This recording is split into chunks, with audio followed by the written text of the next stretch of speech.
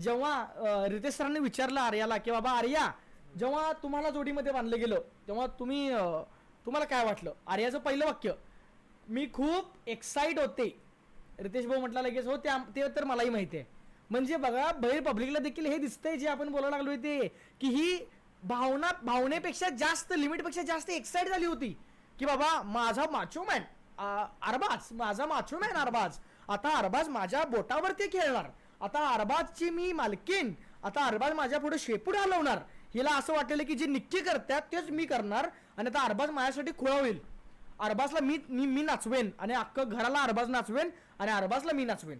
म्हणजे हे काय की मी आता झाले राणीला विषाण असतात पण माझ्या भाषेत मी आता झाले राणी. पण त्या राणीला एक गोष्ट कळायला पाहिजे की ज्यावेळी अरबाज निक्कीचं काय त्यांचा अँगल चालू आहे, किंवा आज रितेश्वरानं क्लिअरच म्हटला की तुम्ही मॅरिड आहात किंवा तुम्ही कमिटेड आहात असं तुम्ही बोललाय.